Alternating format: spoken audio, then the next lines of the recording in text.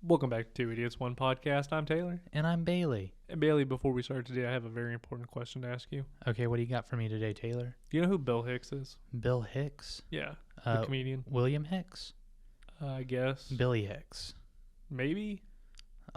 James Hicks? Okay, shut the fuck up. You know who it is. Those are all variations of the name Bill. Continue. I'm sorry. Yes, I'm aware. Okay. Anyway, I was listening to a Tool song that has one of his jokes at the beginning of it, and every time I hear it, it makes me like question everything, you know?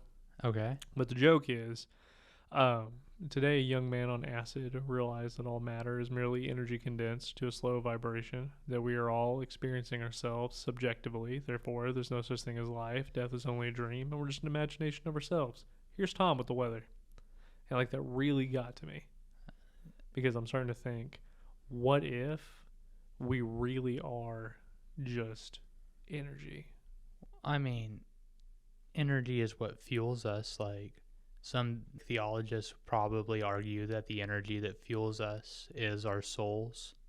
Well, what if we are just pure energy, and if we were to unlock more of our brain, like really get it at 100%, we would become pure energy. Didn't Einstein say something about that? I mean, yeah, but I'm taking credit for it. So Okay. we're plagiarizing Einstein. He's dead. What can you do about it? I mean, that's a hard fact. An opinion-based podcast. That's an interesting concept, and it reminds me of our movie today. Our movie called Powder. Yes, but before we talk about that, I think that we should take a minute to direct our listeners to the new and improved descriptions, which features links to all of our other platforms. Which include, but are not limited to, Facebook, because we do have a Facebook group that we would love for you guys to join, be a part of our community today. If Facebook's not your thing, we also have Instagram, where we post really funny things, including stories that we just posted of us doing it. I don't know if really funny is the word I'd use. They're definitely stories. They're definitely stories. And then we also, if that's not your flavor, we also have Twitter as well. And we are currently working on getting TikTok as well. But don't worry, all of this will be under our link tree whenever we set that up.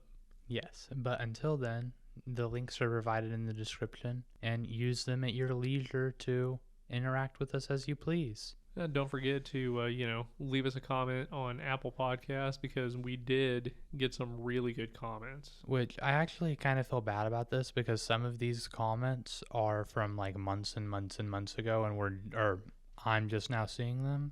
And I'm the one who has an Apple device, and I didn't even pay attention to this.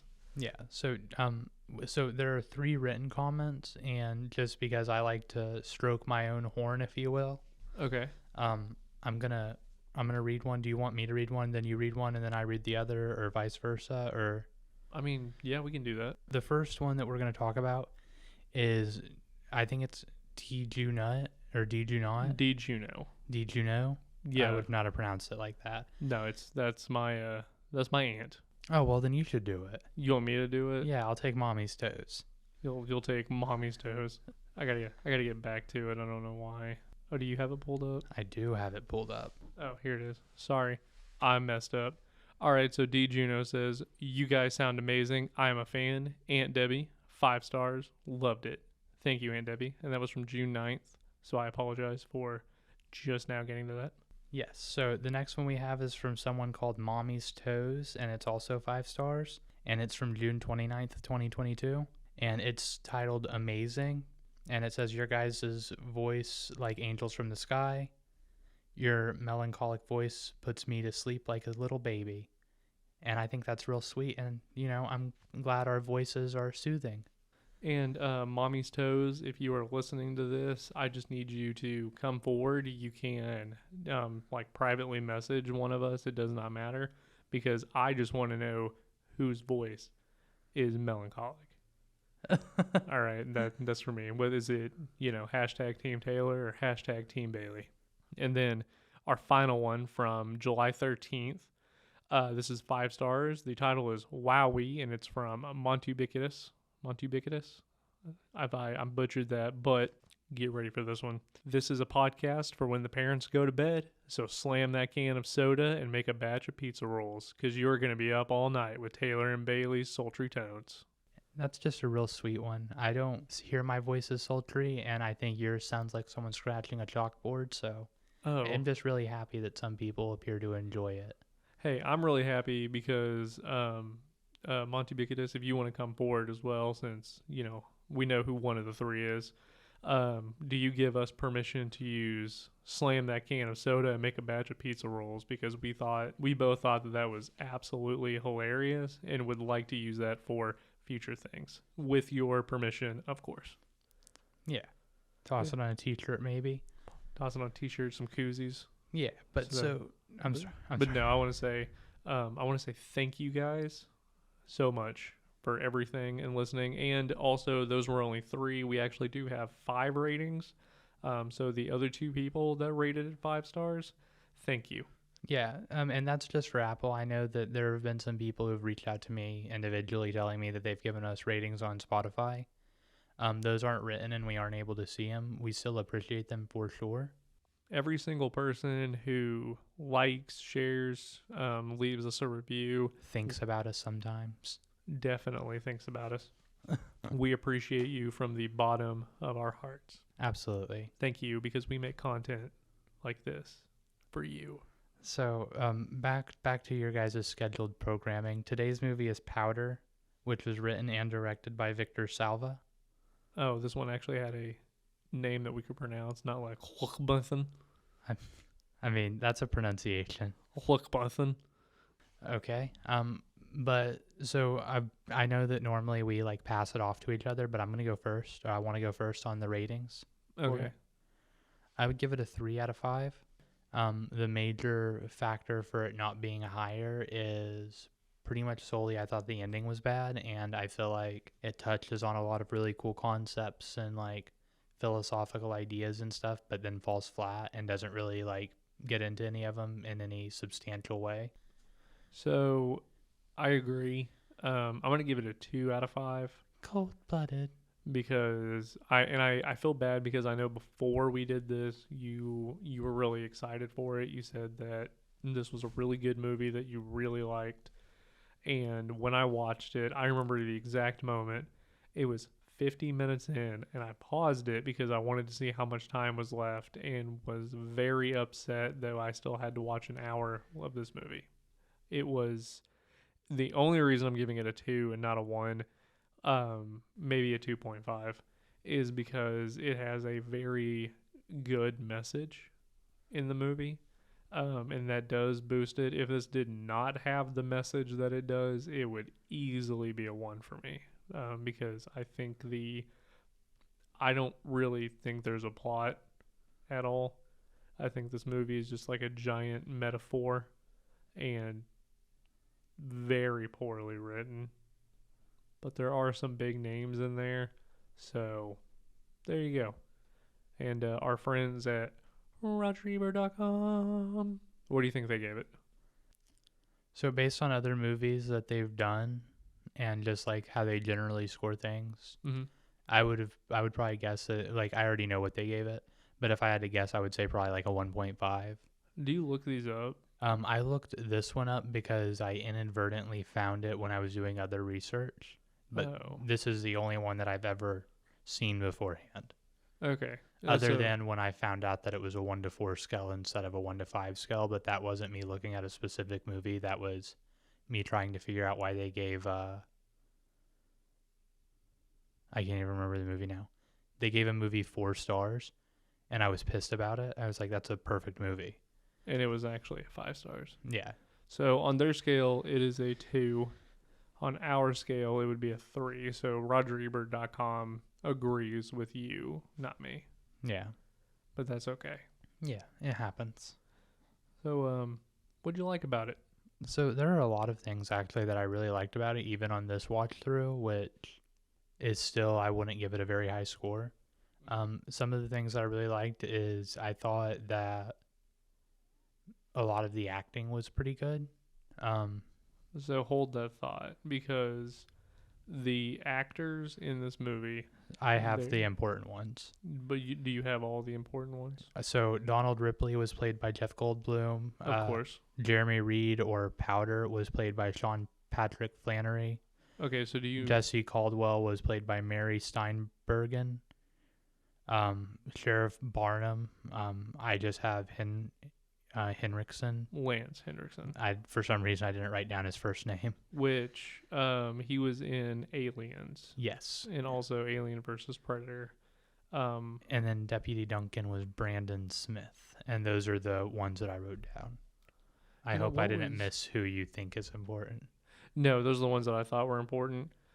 Because Brandon Smith is in Jeepers Creepers. Yeah, so that's important, and I was going to get to why, but I was going to wait until after we talked about the movie. Oh, okay. Because, the reason it's important is Jeepers Creepers is also directed by Mr. Salvo, or Mr. Salva. Oh, Mary Steinbergen is the mom in Step Brothers. I didn't know that. I knew who she was, but I couldn't place her at all. That was why. That's fair. But yeah, as far as this movie, the only thing that I liked was the actors. So I'm gonna let you continue. So the actors were one thing I really liked. I thought that there were a lot of really powerful scenes that, while I agree that the writing was weak in a lot of places, I think because of how good the acting was, it made it to where the scenes that, even though they might have been lacking in quality, like dialogue-wise, the emotion that was being displayed by the actors still made it powerful. So this movie has a star-studded cast that knows how to act, right? I mean, Sean Patrick Flannery would go on to 4 years later and do the Boondock Saints, and I think that was his breakout role. Basically, everybody that you named off is phenomenal and really do know how to convey emotions, but the script was very poor. Yeah, no, I agree that it's lacking. And because of that, sometimes it felt like what's the word I'm looking for? Like it wasn't portrayed fully, if that makes sense, because I understood what they were trying to do, but I kind of felt like they were working with what they had. And it diminished it slightly because of that. So see, that's something that I kind of got to. It almost feels rushed because while it's a little bit longer of a movie, there are parts of it that feel like there was more explanation intended to be there that just never came. Right. And I don't know if there's a specific reason for that or if it's just the way it was played out. Have you read anything else about like individuals' like interpretations of why this movie was made? No, because the one thing that I got out of doing the research that I just held on to was our director and writer. Mm-hmm. I feel like this needs to be addressed because this is 2 in a row and people might start thinking things. In 1988, he was accused of molesting a boy. He got convicted of it. He was convicted of it? Yeah, I thought it was... he was released from parole in 92. Okay, and they made this in 95. So yeah. Yeah. I mean, even with that, this has a star-studded cast and a good message, but fuck him. Yeah, no, I mean, I'm right there with you. So I don't know if you guys remember the controversy regarding Jeepers Creepers, because that's generally where this would be. Well, what was the controversy with Jeepers Creepers? So the controversy with Jeepers Creepers a few years ago, when 3 was releasing, a lot of allegations against him had came out, which they weren't allegations because they were about the case he was convicted of in the 80s. And that made it to where a lot of people were like hesitant to see it, and that's part of the reason why I'm pretty sure he's not working on Jeepers Creepers 4 now. Okay. Or maybe he is, and that's why people were also like upset that it was coming out. Which I just want to point out, like I know you kind of mentioned it being 2 in a row. I didn't even realize that it was the same guy until I started my research, and then I was like, oh no. Well, and we didn't do it on purpose. I mean, this was just, like it was a movie that you really liked as a kid and wanted to do, and I'm like, okay, we can do that. That's not a problem. Had no idea. Yeah, exactly. I'm glad that you brought that up actually because there was a comedian on Joe Rogan in 2015, and I wish I could remember his name, or on the Joe Rogan Experience podcast. Oh, is it Bill Hicks? No, but he actually talked about this film on the podcast, and that's it's on the IMDb page, is his name and like basically what he said about it. Okay. But what he did was compared, or he said that this was the film Powder was the director's an allegory or a metaphor for how children can take advantage of adults. And the reason that being is because, Powder was supposed to be a child, and he exhibited power over the deputy, and he also exhibited the ability to do whatever he wanted in front of, Jeff Goldblum's character. I guess. I mean, and he also did to Mary Steinberg when he was in her office and she was like telling him that he can't go home. Oh, and his response was, I'm going to blow up your light and blow the window out of your door. And well, no, I was going to say, it's however long I want to stay here. yeah, how long do you really think I'll let you keep me here? That was it, yeah. Like, how long do I want to stay here because you can't do anything? Yeah. An overview of this movie, I guess we're kind of jumping around a little bit, but an overview of this movie is basically an albino child that was excluded from his family or from the outside world and living solely with his grandparents because his mother died during childbirth or immediately before.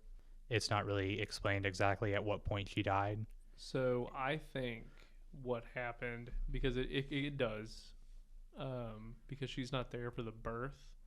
So what I think happened was she got obliterated by the lightning. Well, no, so it shows her on the crash cart getting wheeled into the hospital at the beginning of the movie. It just doesn't indicate if she's alive on the cart being wheeled in. No, there's no way because she gets obliterated.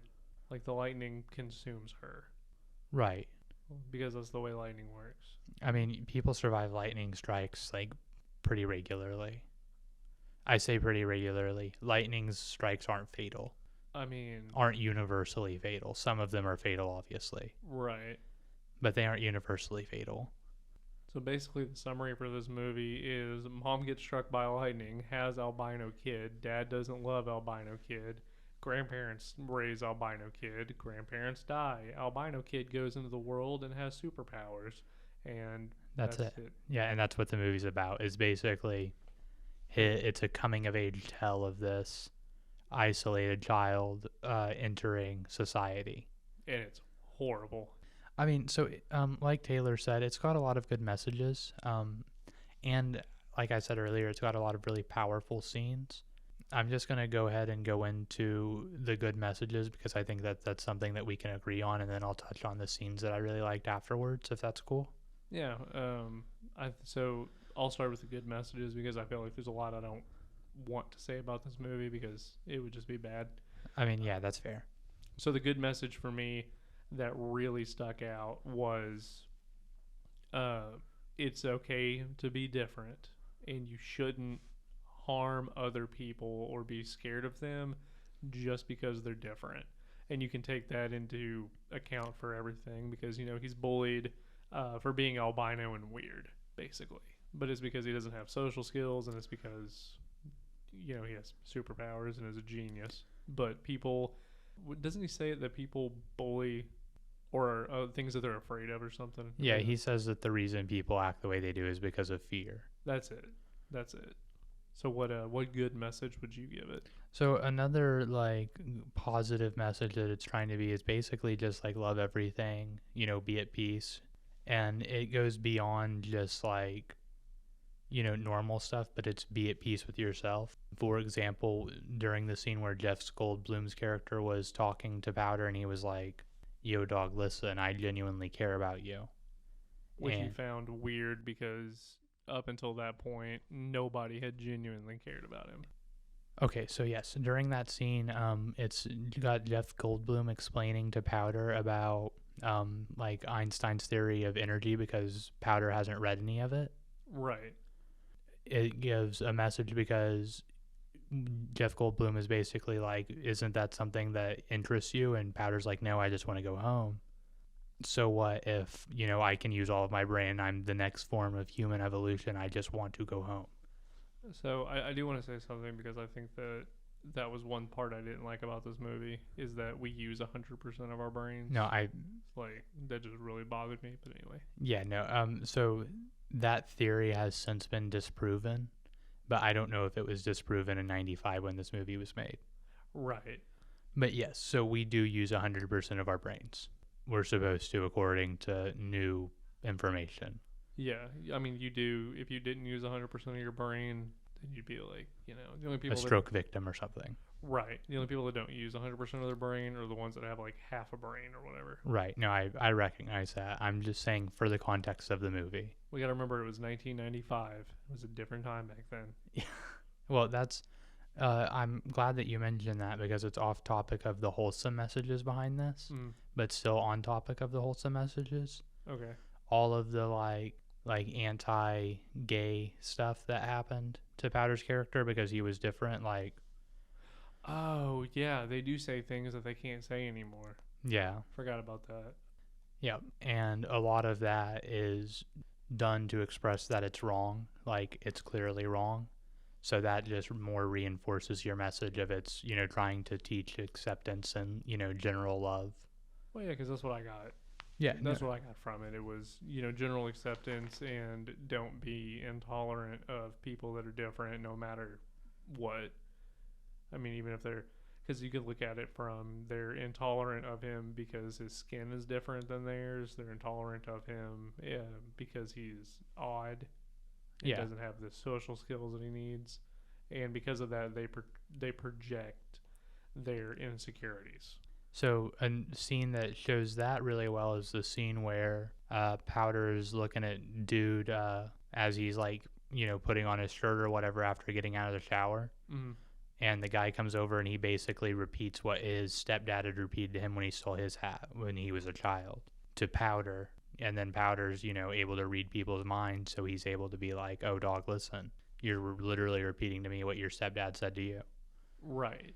Yeah. That was, in my opinion, my best scene. But anyway, the wholesome messages, and we're getting off topic. Were there any other wholesome messages that you felt were portrayed? I mean, not portrayed directly enough for it to be stated without it being a pretty big leap. Okay.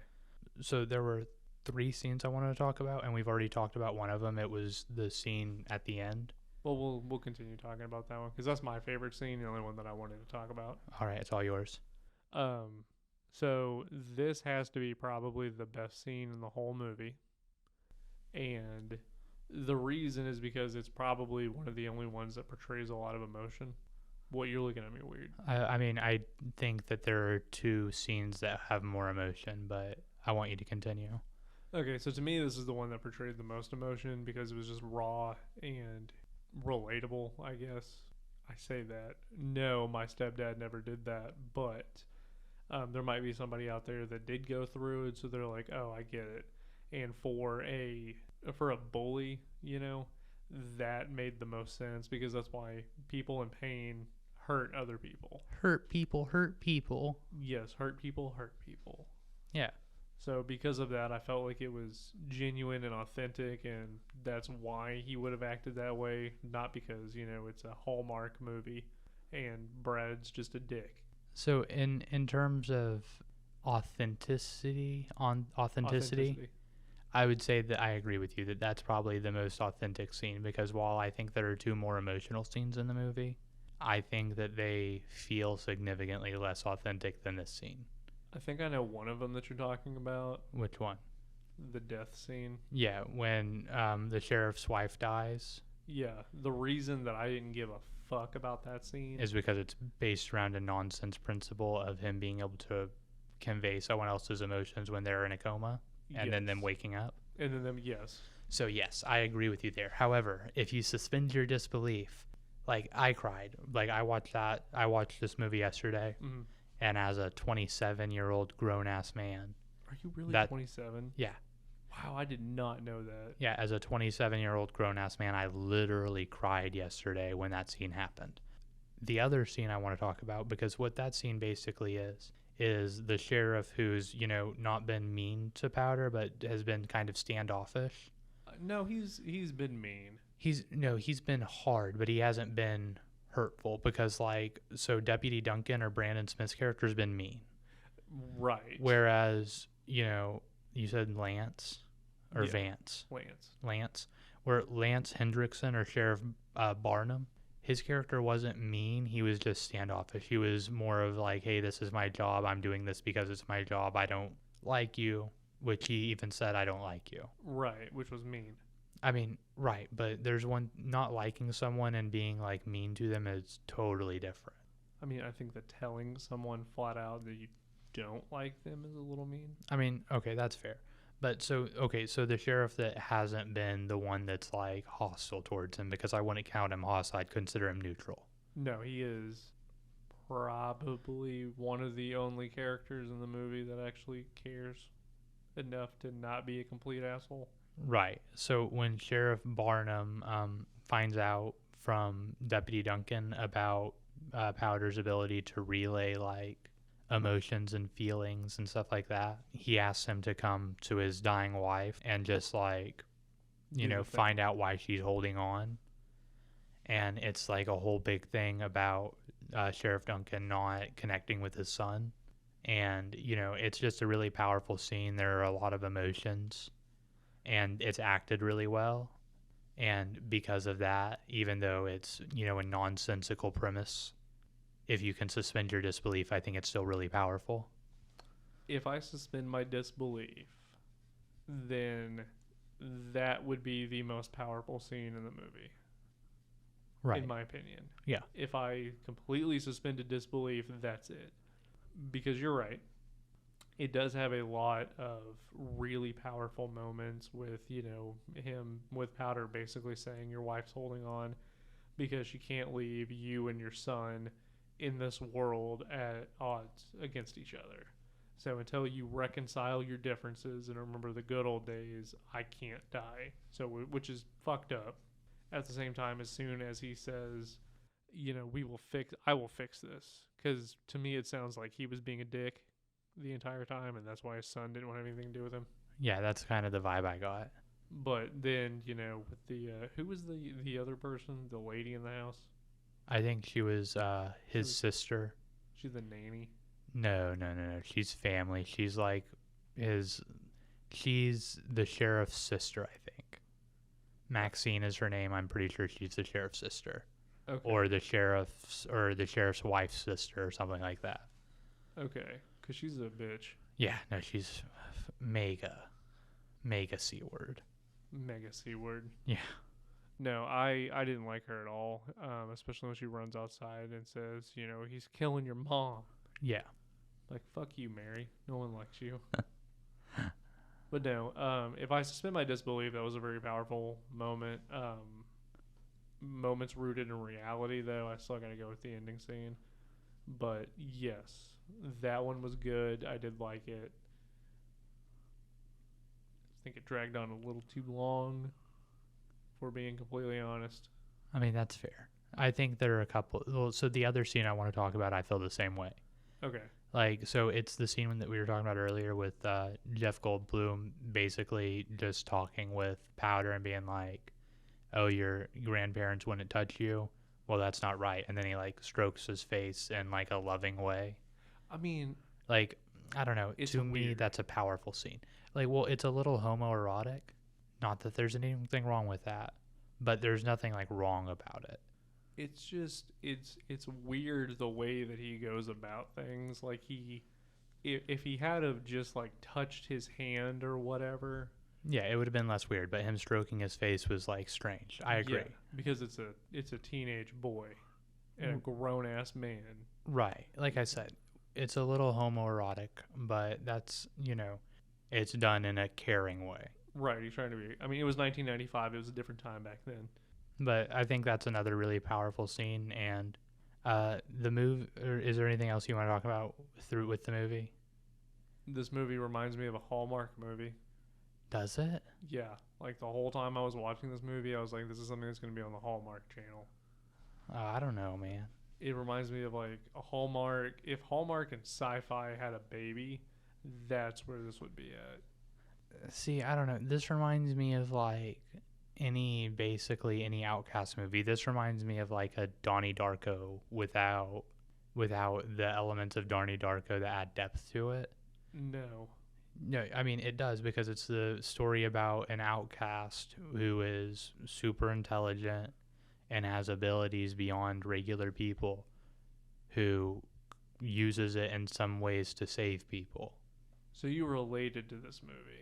That's why you liked it. I never said that. Okay, I get it now. You felt the same way, and you're like, I understand. Okay. I never said that. That makes sense now. I didn't relate to that one. I'm like, I don't know. I mean, I guess I could kind of understand like the being an outcast thing, Yeah, I don't know. but They feel real similar to me. If Donnie Darko wasn't deep at all and it was just the surface level stuff, it would be the same genre of movie. the effects were a lot better in Donnie Darko. No, yeah, the CGI in this movie was garbage. I'm And- not denying that at all. Well, the CGI in Donnie Darko was garbage, but not on the same level. Well, the difference is the CGI in Donnie Darko was a little more sly about it, and this was just in your face with it. The ending scene was CGI to the max, Yeah, no, I know. and then I don't know. It was weird. I did like when he got a girlfriend. Oh yeah, and then her dad got emotional. Well, I mean, before that, when they were like touching fingertips or whatever, and then could sense. Oh, that shit everything. was so fucking cringy. I mean, it was a wholesome moment, No, it was, and it was meant to be. but yes, it was cringy and awkward. I mean, it was meant to be cringy and awkward. Well, because it's teenagers talking about. Well, yes. Because teenagers would have that conversation in a weird, cringy way. Right, but it's also supposed to be cringy. Like, it's intended to be cringy and awkward, and it's explained in the dialogue where he's talking about people aren't truthful and honest. Like, everything has a layer of deception to it. Well, yeah, he was throwing shade at her Yeah, the entire time. he was throwing shade at humanity. It was social commentary. Only the society that was being commented on was all of humanity. Right. But he was aiming it at her. I mean, she was the one that he was directing it at because she was the one there listening. He wasn't trying to be mean. He was trying to be open and honest. Be like, the world's a fucked up place. Yeah, exactly. But is there anything else for this movie you had? I know you said you didn't like it. I mean, I don't want to just like shit on it. No, I mean, I don't feel like you have. I mean, it was one of your favorite movies as like a kid, but there just weren't very many scenes that really stood out to me. The dialogue. So I'm a really big dialogue person, and if you don't have good dialogue, I get real bored. If the only time that I don't get bored is when I'm watching an action movie and shit blows up.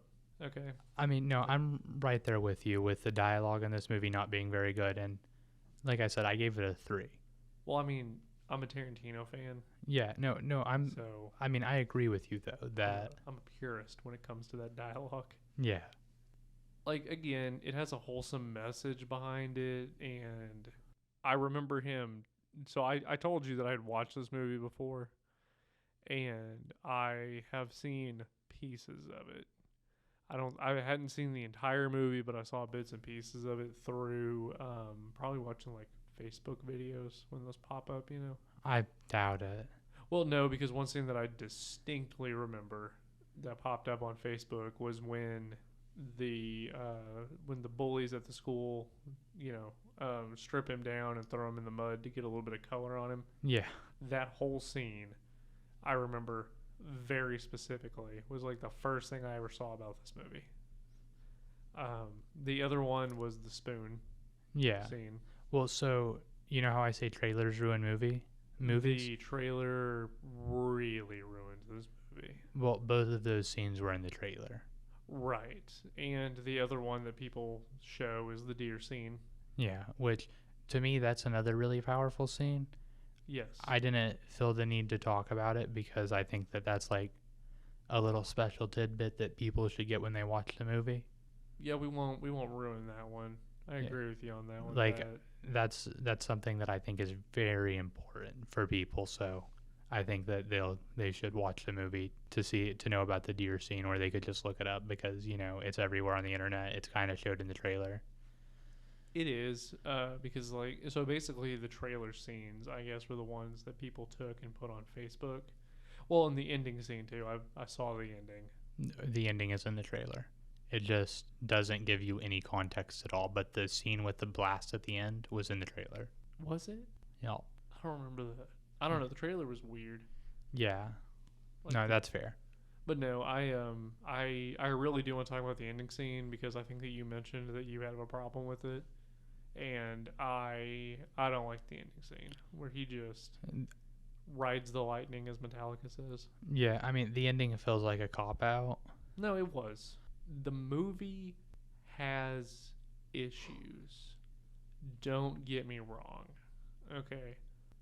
The commentary, the messages, all of that somewhat alleviates it, and then the ending just kind of shits on you because he gets struck by lightning. He just accepts his fate. Okay, he's running away from the boys' home, and Sheriff Duncan, is that his name, doesn't like that because it's breaking the law. Duncan is he's the deputy. It's The Barnum. deputy, not It's the sheriff. Barnum is the sheriff. Yeah, okay, so Duncan, the deputy, doesn't like it because he's breaking the law, even though this motherfucker got a group of boys together and went hunting on a trip. Well, so the reason he doesn't like it is I'm pretty sure it's commentary on racism. And the reason I say that is because Sheriff Barnum, like the first thing he says to Duncan is, I never thought I would meet someone too white for you. And this takes place in the 90s, and this takes place in Texas. So what I would imagine is Sheriff Duncan's character is like a known racist. This takes place in Texas? Pretty sure. Almost 100% sure. But so what I think that's supposed to be is Sheriff's character, the deputy's character is a known racist, like known to have prejudices. Mm-hmm. It's commentary showing that people who have like authority and power. Well, no, I don't think it's necessarily a commentary on that because then the sheriff would be a bad guy too. I think that it's a commentary on like racists in general and like prejudiced people in general, saying that like they are actually just dumb because they dislike everything they don't understand or that seems foreign to them. You know what I mean? Yes. Okay. I can get behind that one. I don't know. I never really looked at him as a racist. Well, it's just that one line at the beginning that makes me think it. Okay. Because he says, I never thought I'd meet someone, or you'd meet someone too white for you. Yeah. I mean, I guess it doesn't have to be racism, but I can't imagine any other context that would be something you'd say to somebody. No, and I mean, like, there were, I don't know how to say it, I guess. I'm just going to say, like, racist undertones, where, like, racism is bad. Yeah. In this movie, so I can see that with him doing that and then justifying his prejudice by saying it's the law. Yeah. Can't do anything because it's the law. No, I can see that. But anyway, he runs through a field. There's a lightning storm. Basically, like, takes his clothes off and accepts his fate because the lightning bolt comes down and imbues him with so much power that he evaporates and becomes pure energy that is released in a shockwave that goes through all four people, and they feel him, and then have like this sense of like peace and tranquility. I guess would be the easiest way to like sadness, but peace and tranquility. I don't know. That's what I got when they had their moment. Like they were sad that he was gone, but they knew that he wouldn't be gone forever. Because what he says to the sheriff is, when your wife died, she didn't go to another place. She went everywhere. Which kind of sounds like, a bombing. A little dark humor for you. So, So the plot of this movie is about Powder's quest to go home. Like everything up until him being taken is like prologue, and then everything up until, you know, him leaving was, you know, building action. And the whole movie was about him going home, so him getting released like that was the closest to being able to go home he was able to do. Because his actual home was basically destroyed because they came and took everything. The bank took everything. Yeah, exactly. After his grandparents, you know, had been dead. Was it both of them? Oh, yeah, both of Yeah, them. the Dead. grandma died a few years ago, and the grandpa had just died at the beginning of the movie. Does it ever explain what happens to the dad? To the dad? I mean, he's a piece of shit father. Right, because he said, that's not my son. So does he just drop him off with the grandparents and then leave? That would be my assumption. Okay. Or he, you know, leaves him at the hospital, and the hospital contacts the mom's mother, or the mom's parents. You know, like, come pick up this albino kid. Yeah. I don't know. Overall, the ending was a cop out and just shits all over it. Yeah. It makes sense though because of what they talked about. No, it makes sense. But I don't like it. It's just weak. It is very weak. There could have been another thing where he could have like sacrificed himself for the greater of humanity or something. I don't know. He did save the bully's life, like revitalized him. Yeah. And then it never did anything with that. Nope. It just drops it. Yep. Like he grabs his hand and looks at him. It's like, oh, you're gonna say some shit. You're gonna be like, I'm sorry for being a fucking dickhead. Nah, Cut. I can get you out of here. I've done it before, says the other guy, and then he's on a fucking, you know, Back of a truck. with hay going somewhere. Yeah, that's all cut content, bro. Yeah, and that I don't know. If this movie was produced by EA, that would be an extra $20 to find out what happens in that scene. Ooh, got him. Scathing commentary. Speaking of which, you know the worst offender of that, like the worst offender of all time. EA. No, like Warner Brothers. Oh, here. Sorry, Bandai. game warning for all those listeners out there that don't like video games. Bandai. Azura's Wrath. I doubt Azura's Wrath is as bad as Xenoverse 2. The ending to the game of Azura's Wrath, you had to pay $5 for, or you never got the ending of the game. They locked it away for $4.99. You had to purchase the end of the game That's stupid. as DLC. I would have been pissed. Because when it actually ends, it's like a cliffhanger. So you don't know what happens, and then they're like, "Oh, for $4.99, you can see the actual ending of this game." Haha. Was it launch? Was it a launch DLC or post-launch? Post-launch. That makes it a little more acceptable. Not really. A little bit more acceptable, because arguably all of the like a sequel is DLC. Right. But at the same time, like the actual ending to the game, you know what I'm saying? I'm just being mean. It's fucked up. I'm sorry. No, I was gonna. No, I'm not gonna comment. I'll tell you later. But it was a marketing strategy I thought was really cool. But I'll tell you about that later. Okay. But anyway, what do you got? Do you have anything else? I do not. I donut. You donut? No. Because we were talking about donut. So I guess what you got for Bailey's Babbles? All right. So I'm gonna take like 2 seconds. So for today's Bailey's Babble. Took you 15 seconds. So for today's Bailey's Babble, what we're gonna be doing is it's gonna be Box Office Bombs is what we're gonna call it. It's Bailey Babbles Box Office Bombs, or 5B. Ooh, I like that. Dropping bombs. Yeah. Okay. It's Box Office Bombs Bailey's Babble, so it's only 4 B's and an O, but What? No, it's not.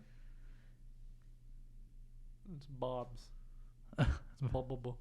but But so the way the game is going to work is I'm going to give you 2 movies, and you're going to estimate, or I'm going to give you 2 movies and how much they cost to make. Okay. And you want me to figure out which one flopped harder? Yes, and then I'm going to tell you their losses.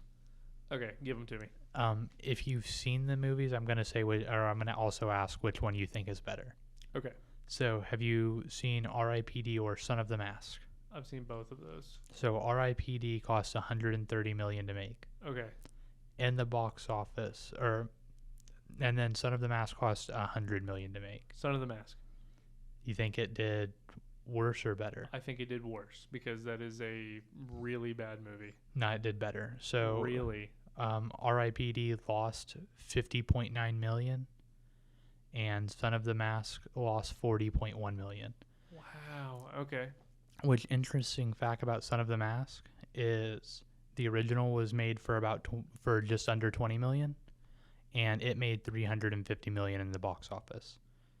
So it made 3.5 times as much as this was made for, and this lost, 60% of its, profits were lost. Okay. Okay, so the next two movies are Mars Needs Moms. Have you seen that? No. It's like 2012 or 2011 animated. I know what it is. And Town and Country. I don't know what that one is. It's a movie about basically aliens. From what I understand, it looked really bad. But Mars Needs Moms cost 150 million to make, and Town and Country cost 105 million to make. I want to say that Town and Country because I think that Mars Needs Moms people would have watched that because it's stupid and funny. No, Mars Needs Moms was $110.5 million loss. Holy shit. And Town and Country was a $96.6 million loss. So interesting fact about Mars Needs Moms is it was directed by Robert Zemeckis, who also did Back to the Future and Forrest Gump. Oh, okay. Have you seen The Adventures of Pluto Nash or How Do You Know? No. So The Adventures of Pluto Nash is a 2002 movie with Eddie Murphy. And How Do You Know has Reese Witherspoon, Paul Rudd, and Jack Nicholson. Okay. So The Adventures of Pluto Nash was made for 100 million, and How Do You Know was made for 120 million. Second one. You think it did worse? Yeah. No. The Adventures of Pluto Nash did worse. It lost 92.9 million. So it only made 7.1 million in the box office. Okay. Whereas How Do You Know made 70. Okay. So we've got the Nutcracker 3D, which was 2010, or the Alamo 2004. I'm going to say the Alamo because I think people like the Nutcracker. So the Alamo did do slightly better. Wow. It got it lost 68.1 million. It had Patrick Wilson in it as well. And the Nutcracker lost 69.5 million. Huh. Did not expect that one. Okay. Yeah.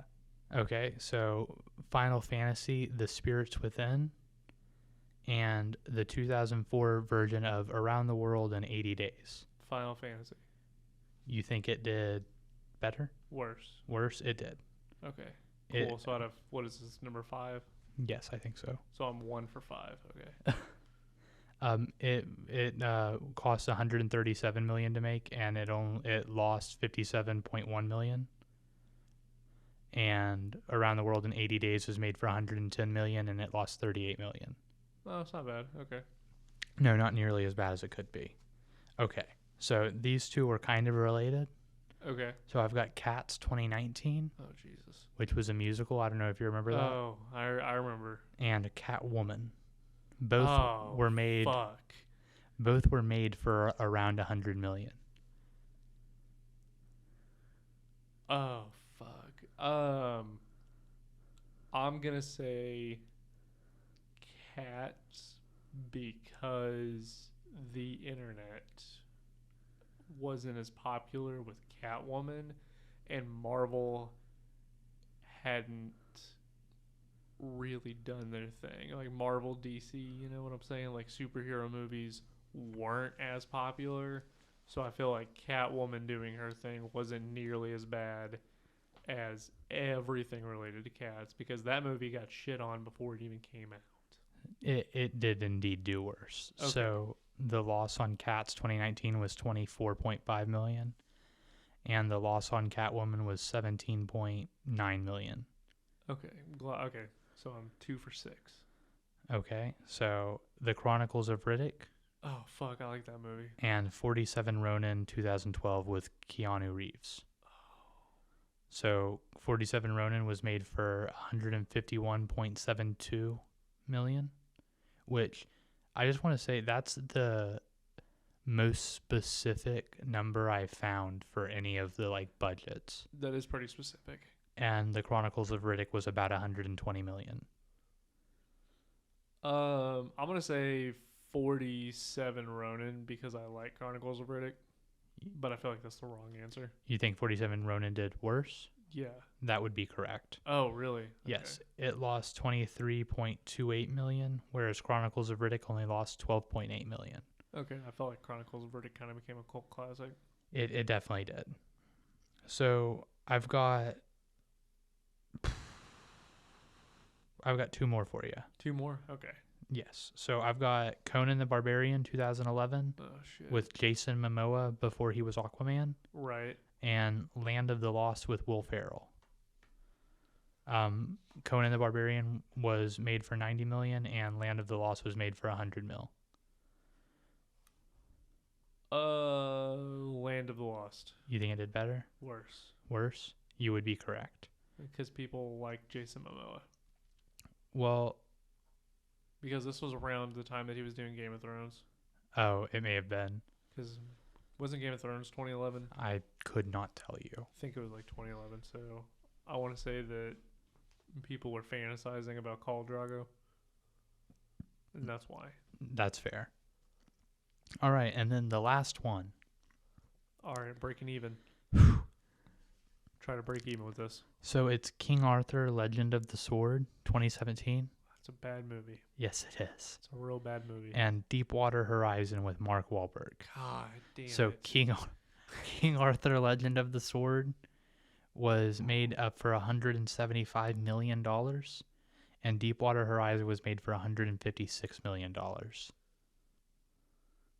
I'm going to go King Arthur. You would be correct. Oh, thank God. It lost 35.4 million, and Deepwater Horizon only lost 33.4 million. Okay, so I got 5 out of 10. You did a lot better than I anticipated, and it makes me very sad because I was hoping this would stump you. No, I'm pretty good at movie trivia. This isn't even trivia. This is guesstimations on how the audience was feeling during whatever week these movies released. Well, yeah, but you got to take into like several things. So for the last one, right, King Arthur or Mark Wahlberg. Like it doesn't matter what the movie was. Mark Wahlberg was in it, and he's pretty popular. So I automatically go King Arthur because nobody gives a fuck about him. I mean, that's fair. And if the internet wasn't a thing with Catwoman and cats, then I would say Catwoman would do worse because it was a superhero movie before they were popular. I mean, that's fair. I mean, I don't know. Catwoman came out after, like, X-Men, and... But it wasn't... It was before Iron Man. Right. It was before the Marvel Cinematic Universe, and every superhero movie before that is just kind of a niche audience. No, I feel that. Like, So all of the Hulks. I don't know if I go that far, but yes. Because the only...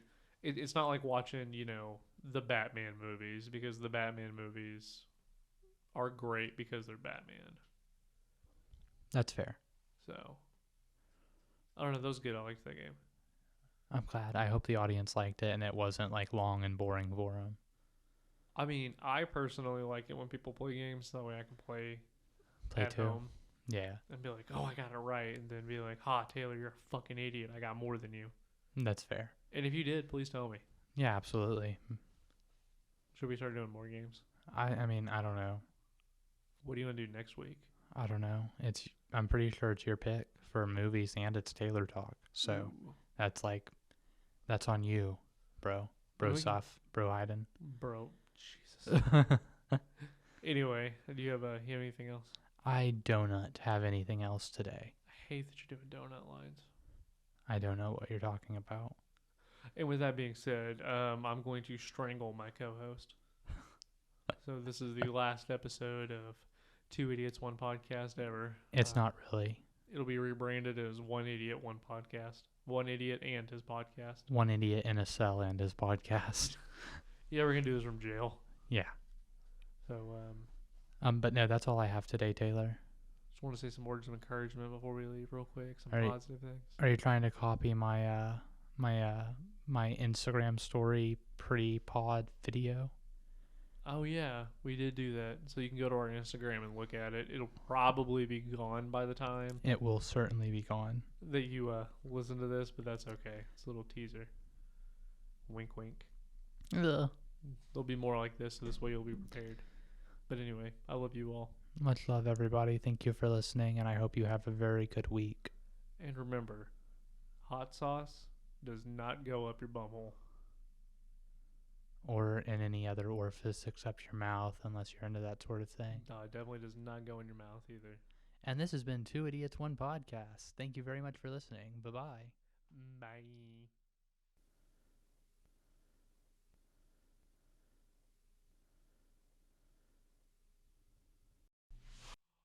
Okay, 1 second, 2 second, 3 second, 4 second, 5 seconds. I just want you to know that I'm going to cut this out, and you're just going to, all you're doing is making it harder to find the place to cut out. No, go ahead. 10 seconds, 11 seconds, 13 seconds, 12 seconds, 14 seconds, 15 seconds. Ooh, wee, you fucking pizza shit, yeah. In 3, 2, 1. Welcome everybody to the Two Idiots One Podcast. All right, let's fuck that up. In 3, 2, I'm going to keep that in there. Yeah, you can keep it in there. 3, 2, Put it at the end. 1.